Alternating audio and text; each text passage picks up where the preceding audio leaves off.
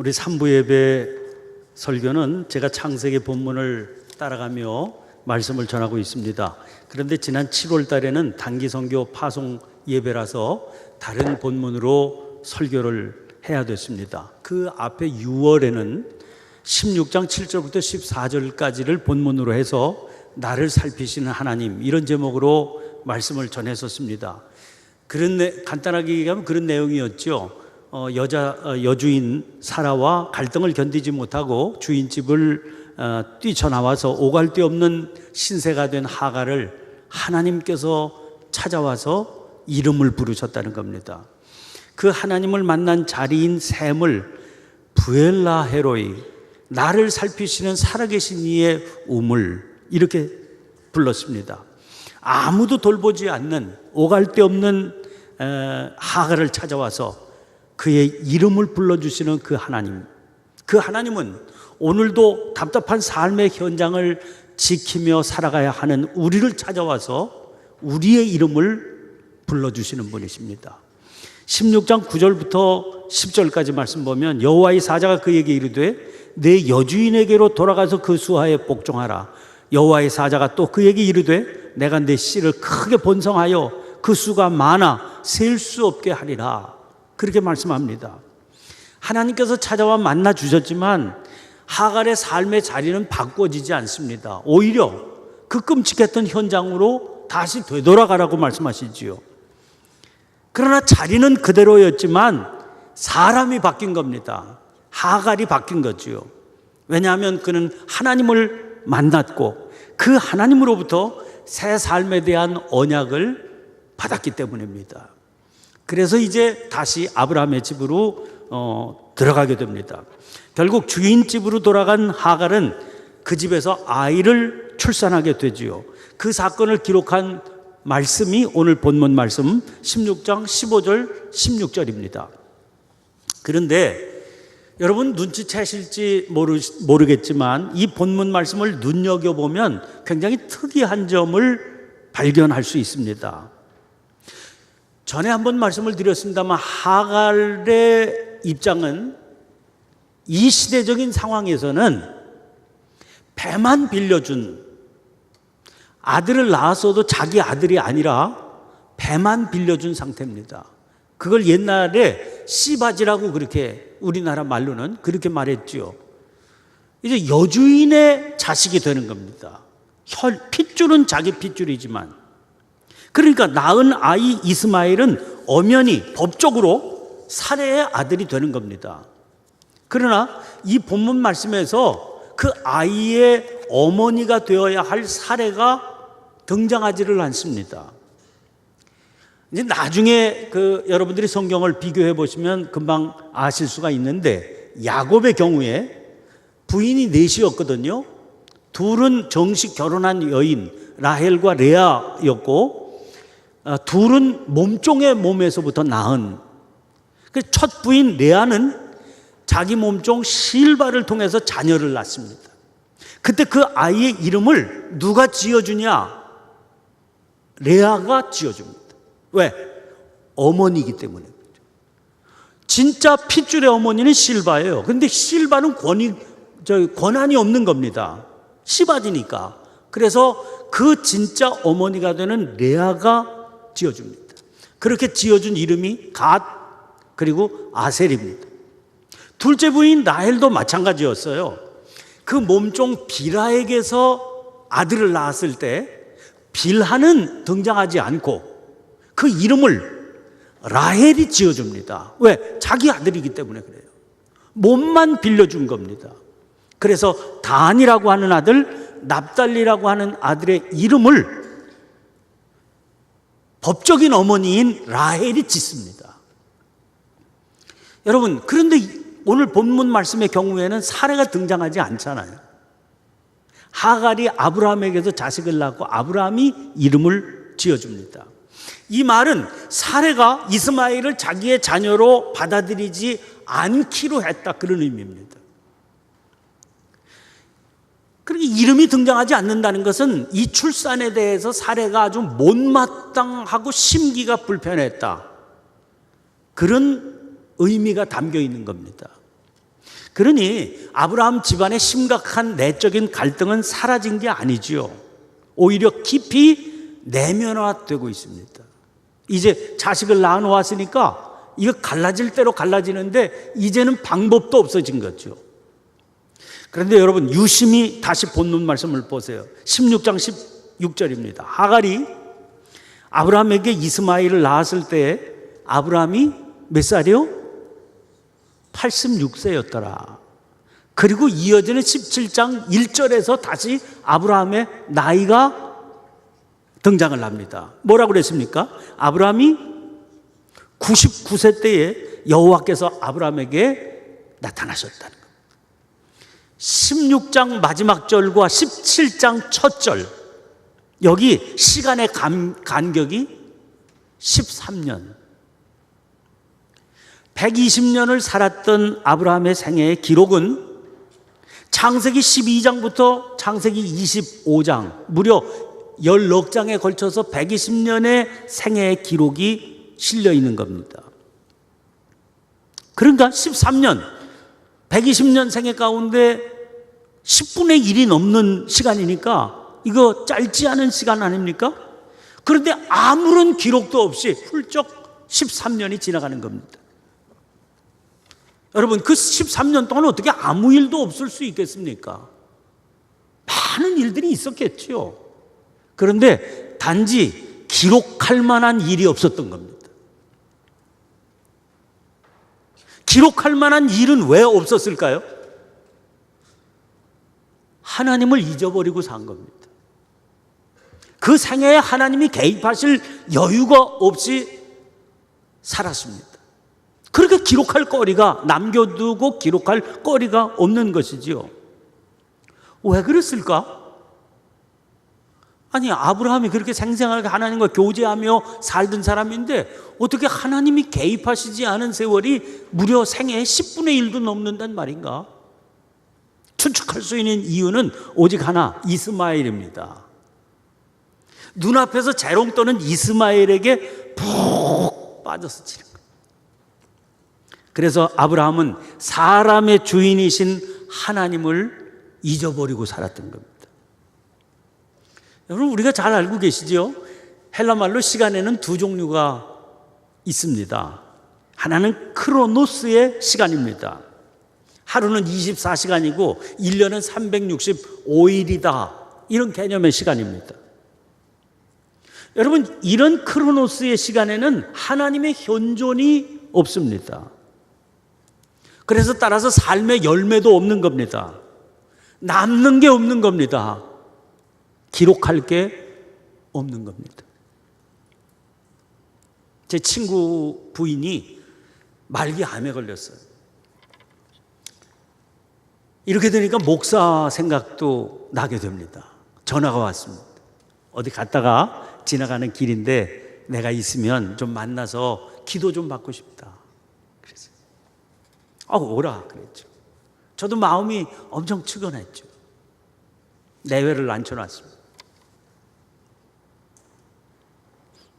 하나님 앞에 기도하면서 무슨 얘기로 위로를 해줄까? 찾아올 때는 목사한테 기도받고 암덩어리가 쑥 빠져나가기를 기대하고 왔을지도 모르겠는데, 그러면 주소를 잘못 고른 거죠.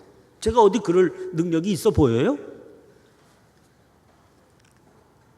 살려낼 능력은 없습니다. 이제 제가 그 내외의 사정을 조금 알거든요. 제가 물었어요. 병원에서 얼마 남았다고 합니까? 몇 달 남았다고 그러더라.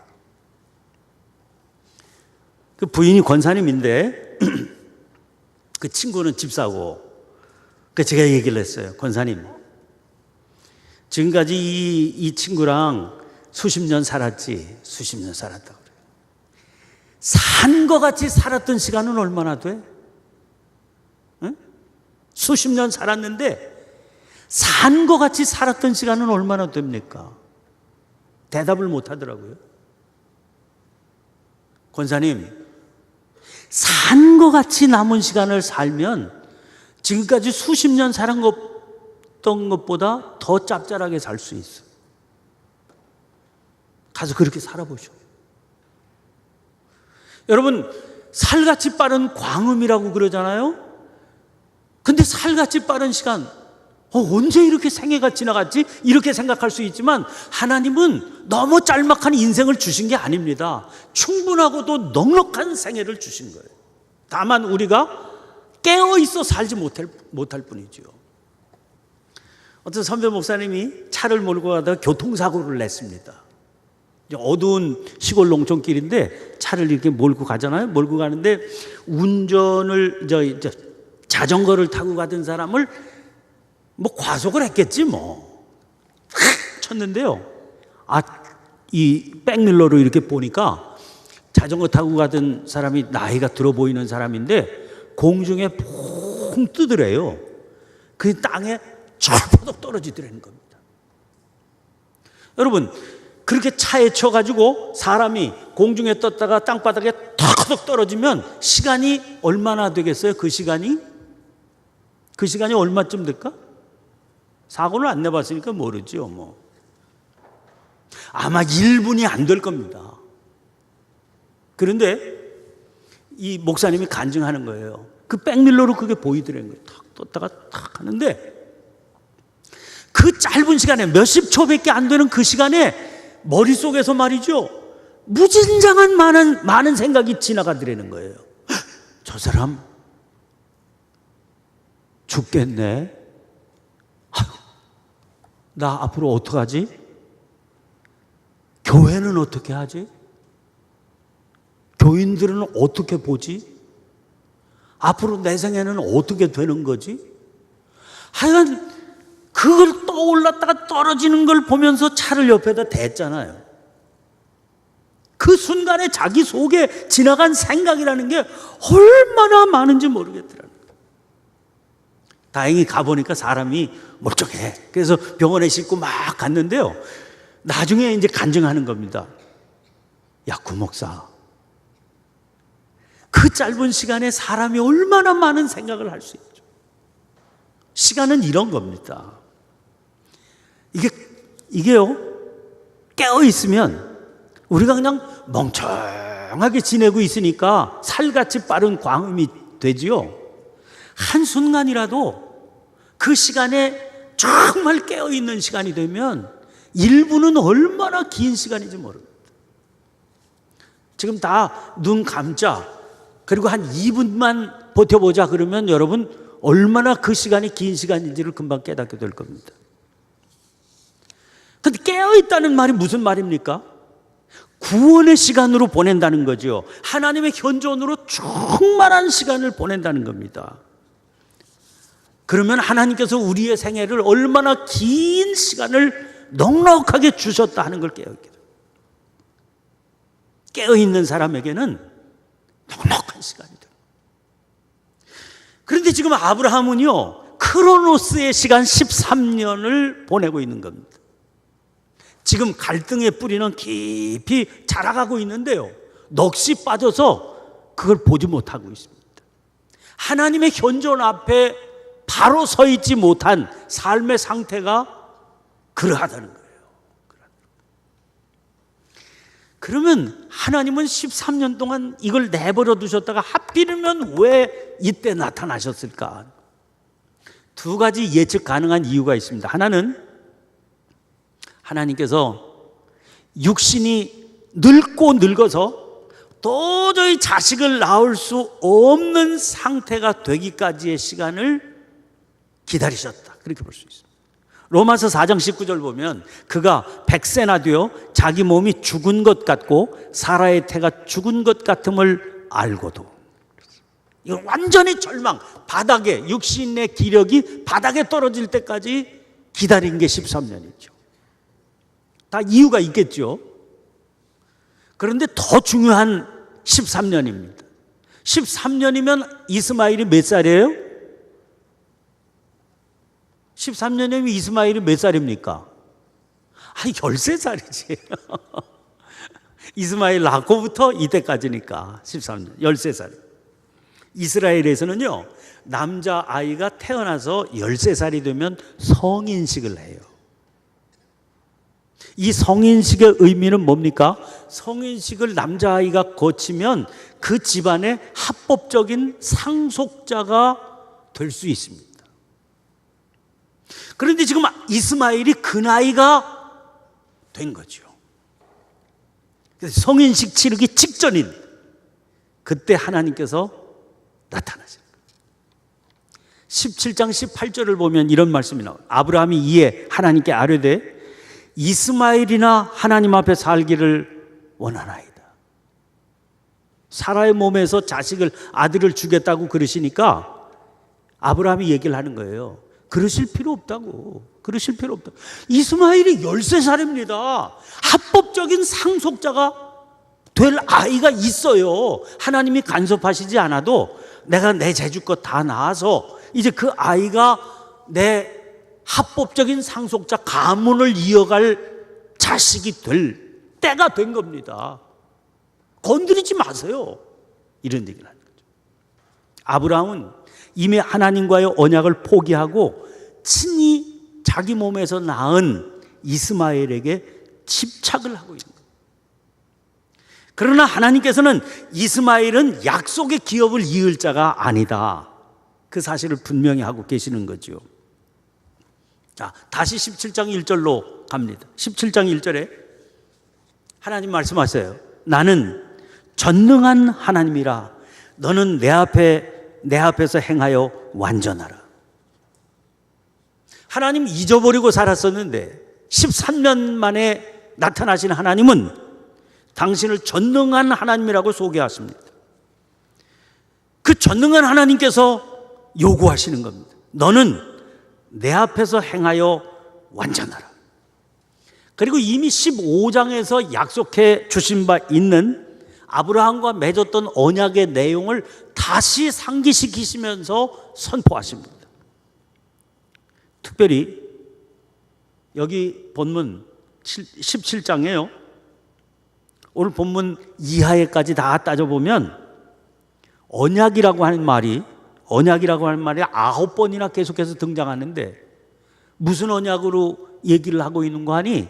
우리의 언약 이러시지 않고 아브라함과 하나님 사이에 맺은 언약이니까 우리 언약 이래야 될 것 같은데 우리 언약이라고 그러지 않고 무슨 언약? 내 언약 이렇게 말씀하셨어요. 내 언약. 아브라함은 언약을 잊어버리고 삽니다. 그런데 하나님은 한 번도 아브라함과 맺은 언약을 잊어버리신 적이 없어요. 그래서 하나님과 우리와의 사이에 맺어진 언약은 때로는 일방적입니다. 우리는 수없이 하나님을 배신하고요. 그 언약을 잊어버립니다. 기억도 하지 않아요. 기억도 하지 않으니까 지킬 생각 더더욱 안 하지요. 그런데 하나님은 잊어버리시질 않아요. 그리고 반드시 지키십니다. 우리가 언약을 일방적으로 파기한다고 해서 파기되는 언약이 아니에요. 하나님께서 한번 언약을 맺으시면 반드시 지키시기 때문에.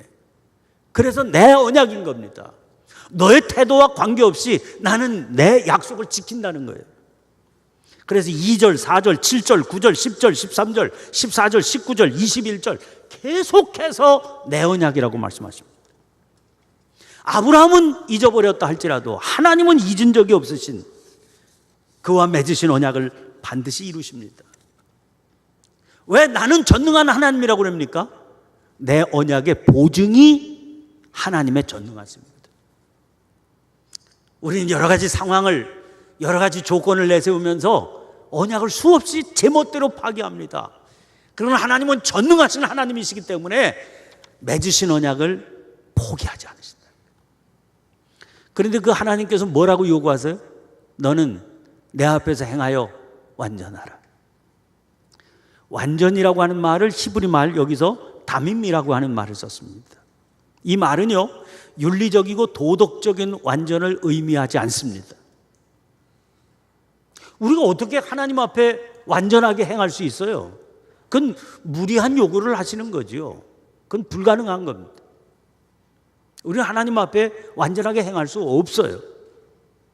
그런데 이 말은 하나님과의 관계에서 성실하고 온전한 태도를 말하는 겁니다. 다시 말하면 적어도 두 마음을 품지 않는다, 그런 말이에요. 진실한 마음으로 하나님 앞에 살지만 결과는요, 엉망진창이 될 수 있어요. 왜? 우리가 그런 존재니까, 불완전한 존재니까 최선을 다해서 자기의 뜻을 정하고 하나님의 음성을 들으면서 그 길로 가지만 결과는 형편없을 수 있습니다. 하나님 그걸 묻지 않으시는 거예요. 그래서 두 마음 품지 않고 오로지 한 마음으로 하나님 앞에 행하냐, 그걸 물으시요. 다시 말하면 관계에 있어서의 성실성을 의미하는 겁니다. 그래서 내 앞에서라고 그랬어요. 내 앞에서. 여러분, 이 말을 이렇게 생각해 보면 어떨까요? 우리는 누구도 완전할 수 없지요. 그 사실을 진실로 그가 깨달으면 어떻게 되겠습니까? 아, 나는 완전하지 않아. 나는 여러 가지 잘못과 결함과 허물이 많아. 나는 판단도 잘못하고 나는 행동도 그릇되게 할 수 있어. 잘하려고 그래도 열매는 엉터리일 수 있어. 진실로 그가 그렇게 생각하면 그는 어떤 삶을 살겠습니까? 하나님 앞을 떠날 수가 없는 겁니다. 그렇잖아요? 정말 그렇게 생각하는데 그거 어떻게 하나님을 떠나 살 수 있겠습니까? 바로 그 얘기를 하는 겁니다. 그 사실을 진실로 깨닫고 살아가는 사람은 하나님의 시선을 벗어날 수가 없는 겁니다. 아담과 하와 다시 돌아가요. 이게 창세기는 원초적인 얘기니까. 아담과 하와가 선악과 따먹었지요. 뱀이 뭐라고 그랬길래? 너 이거 따먹으면 하나님과 같이 될 거다. 그래서 하나님과 같이 되려고 하는 마음으로 선악과를 따먹습니다. 그 일 이후에 그들이 취한 행동이 뭡니까? 무화과 나무 잎으로 치마를 만들어 입고 동산 나무 사이에 숨은 일입니다. 아니, 이렇게 한다고 숨을 수 있어요? 근데 왜 이렇게 한 겁니까? 하나님의 시선을 벗어나 보겠다는 겁니다. 하나님의 시선을 벗어나서 살고 싶다는 거예요. 여러분, 하나님 시선을 벗어나고 살고 싶다, 그 자체가 교만 아닙니까? 이 아담과 하와는 지금 교만의 함정 가운데 빠져 있는 겁니다. 진실로 나는 불완전하다, 진실로 나는 붙들어주는 전능하신 손길이 필요하다, 이렇게 생각하는 사람은 하나님의 시선을 벗어날 생각을 할 수가 없어요. 두 마음을 품을 수가 없는 겁니다. 두 마음을 품는 것 자체가 교만한 거죠. 하나님께서는 우리에게 교만을 버리라고 그러죠. 너의 원초적인 문제가 교만이다. 교만을 버려야 된다. 겸손한 마음으로 당신을 바라보고 그 시선 앞에서 살아야 된다. 그렇게 되면 어떻게 되는데요? 그 삶 위에 부으실 축복이 어떤 것이다, 그걸 약속의 내용으로 보여주세요. 여러분, 오늘 우리가 이 주일날 예배 시간, 소중한 생명의 시간에 아브라함의 삶의 궤적을 돌아보는 것은 그 아브라함을 통해서 우리를 오버랩 시키자는 것 아닙니까? 아브라함의 모습을 통해서 우리를 보자는 거죠. 여러분, 오늘 청년들의 얘기를 하면은요, 다 나오는 얘기가 무슨 얘기입니까? 상황에 대한 얘기입니다. 시대적인 상황에 대한 얘기. 그래서 그 시대적인 상황에 대해서 접근해서 뭐라고 얘기를 하면은요, 그러면 다 얘기를 해요. 그 꼰대 같은 소리 하지 말라고 말이지. 우리 시대를 너무 모른다고 그렇게 얘기를 해요. 그런데 여러분, 우리가 처해 있는 상황은 진짜 심각한 문제가 아니라는 걸 알아야 돼요. 여기 속지 말아야 됩니다. 정말 중요한 것은 우리가 지금 크로노스의 시간을 살고 있나 카이로스의 시간을 살고 있나의 문제입니다. 우리가 맺은 당신의 언약을 말씀하시는 하나님의 시선을 붙들어야 돼요. 우리에게도 하나님께서 내 언약을 말씀하세요. 너와 맺은 내 언약, 내가 반드시 지킨다고 그랬어요. 다만 한 가지, 너는 내 앞에서 행하여 완전하라. 시선을 돌리지 마라. 내 시선 앞에서 살아라. 나를 바라보며 살아라. 그렇게 말씀하셨어요. 이 시선을 믿음으로 붙드시기를 바랍니다. 속지 마시고 그리고 그 앞에서 꿋꿋하게 살아가시길 바랍니다. 가장 절망의 시간까지 기다리셨다가 하나님께서는 아브라함에게 내 언약을 말씀하세요. 너 상황이 제일 바닥을 쳤냐? 이제 끝이냐? 내 언약을 기억하고 내 앞에서 행하여 완전하라. 여러분, 더 이상 교만의 함정에 빠져 사지 마시고 진실로 뼛속 깊이 나는 불안합니다. 나는 부족합니다. 나는 자신이 없습니다. 그래서 하나님 앞에 살 수밖에 없습니다.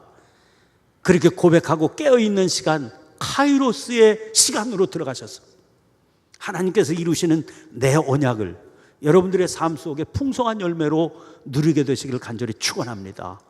기도하겠습니다. 존귀하신 주님, 언제적 사람인지 알 수 없는 아브라함을 믿음의 조상으로 고백하며 그 생애의 모습에 저희들의 삶을 오버랩합니다. 그의 삶을 통해서 저희들을 깨우쳐 주시는 주님의 은혜를 찬양합니다. 내 언약이라 말씀하시며 너는 내 앞에서 행하여 완전하라 하신 그 말씀의 비밀을 저희들에게 깨우쳐 주셨는데 믿음으로 붙들게 하시고 시대적인 상황, 삶의 정황들에 휩쓸려 살지 않고 하나님의 시선, 그 약속의 말씀만 붙들고 하루하루 깨어있는 시간을 살 수 있는 저희들이 되게 해주시옵소서. 저희들의 인생을 뒤돌아보며 하나님께서 여기까지 이르게 하셨습니다 고백하고 찬양하며 그 삶의 향기로 세상을 변화시킬 수 있는 주의 백성들로 세워 주시옵소서. 예수님의 이름으로 기도하옵나이다. 아멘.